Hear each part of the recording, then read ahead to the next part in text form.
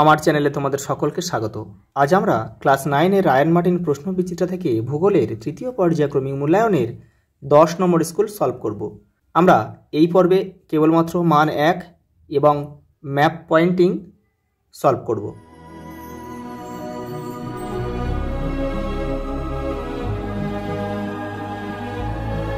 দেখো প্রথম প্রশ্ন দেখো, পৃথিবীর মেরু ব্যাসের দৈর্ঘ্য দেখো 12,714 কিমি।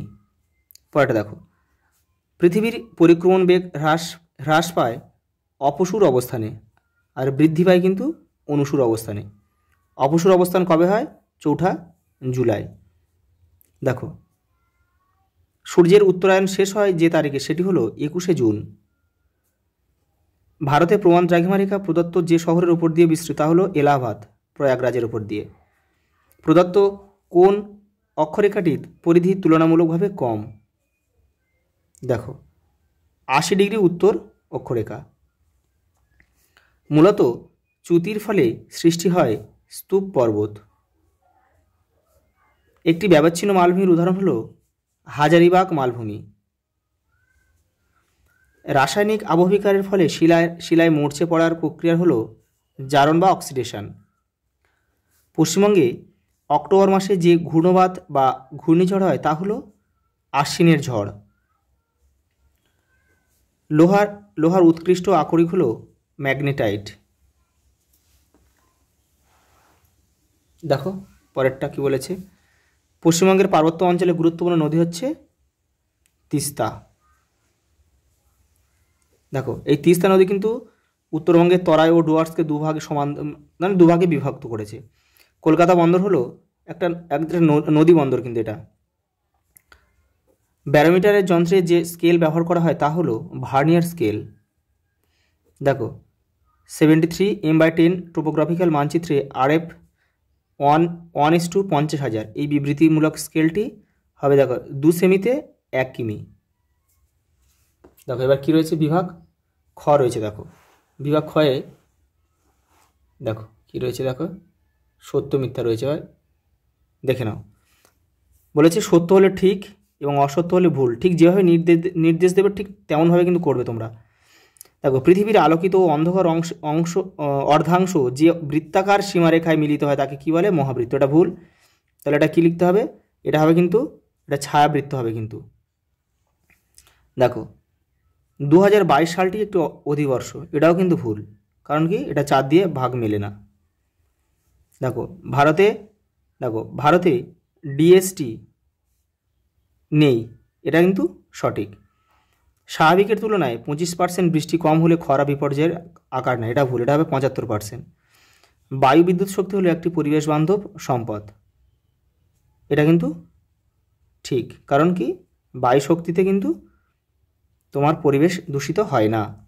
পুরুলিয়া জেলার রয়েছে মাওয়া-ভাগ্নে পাহাড়, এটা ভুল। মাওয়া-ভাগ্নে পাহাড় রয়েছে কোথায়? বীরভূমে। টোপোগ্রাফিক্যাল মানচিত্রে উচ্চতা নির্দেশক রেখা কালো রঙের আঁকা হয়।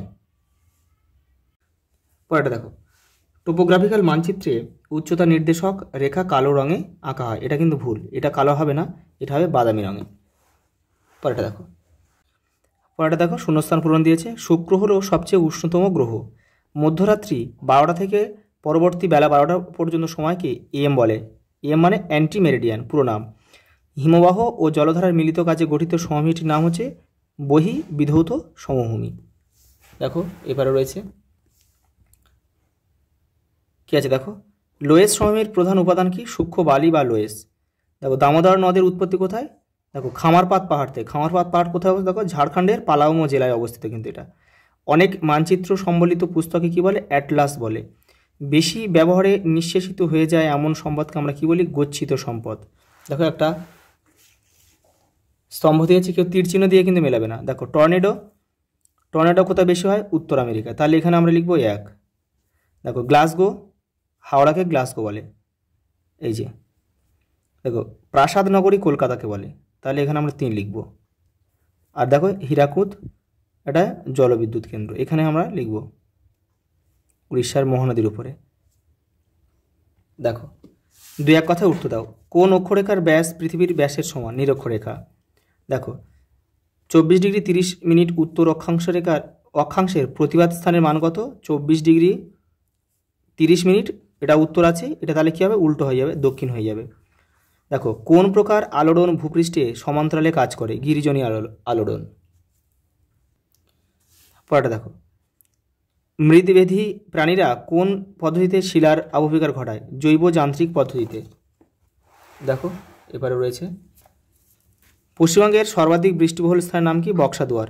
দেখো বার্ষিক বৃষ্টিপাতের পরিমাণ কত? 535 সেন্টিমিটার। কোন প্রকার মানচিত্রে জিএল নম্বর থাকে? মৌজা ম্যাপে। ভারত সরকারের খনিজ তেল অনুসন্ধান ও উত্তোলক সংস্থাটির নাম কি? ওএনজিসি। কবে প্রতিষ্ঠিত হয়? 1956 খ্রিস্টাব্দে। এই দেখো এই যে ম্যাপ দিয়েছে, এখানে তোমরা প্রথমে নাম পেন দিয়ে নাম, ক্লাস, সেকশন আর রোল লিখে পেন দিয়েই লিখবে, আর ভেতরটা কিন্তু পেন্সিলে করবে। আমি কিন্তু তোমাদের ভিডিওটা পরিষ্কারভাবে বোঝানোর জন্য কিন্তু আমি পেন দিয়ে করলাম, তোমরা কিন্তু সব পেন্সিলেই করবে কিন্তু। দেখো প্রথমে কি দিয়েছে? দেখো প্রথমে বক্সা দিয়েছে। বক্সা কোথায় অবস্থিত? দেখো আলিপুরদুয়ার জেলা, ঠিক এই জায়গাটা হচ্ছে বক্সা অবস্থিত।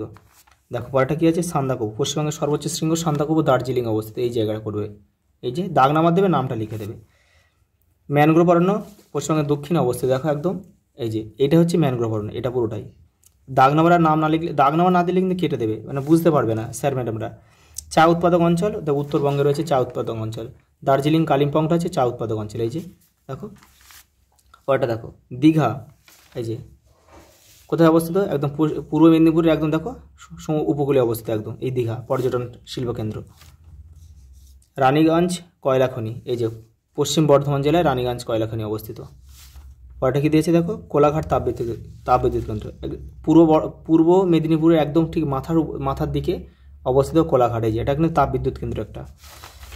আচ্ছা পরটা দেখো অযোধ্যা পাহাড় দিয়েছে পুরুলিয়া জেলার একদম পশ্চিমে অবস্থিত, এই যে এই জায়গাটা হচ্ছে এই পশ্চিমে না, এটা দক্ষিণে অবস্থিত পুরুলিয়া জেলার, এটা হচ্ছে অযোধ্যা পাহাড়। এই যে তা হচ্ছে দামোদর নদ, এই যে এখান থেকে উৎপত্তি লাভ করে এই যে এখানে এসে মিশেছে, তীর চিহ্ন কিন্তু অবশ্যই দিতে হবে। তারপরে বারাসাত মানে উত্তর বারাসাত কিন্তু বলেছে, এই যে দেখো এই কলকাতা থেকে একটু উপরে দিয়ে করে দেবে বারাসাত। আচ্ছা এই পর্যন্ত, দেখা হবে পরের ভিডিওতে।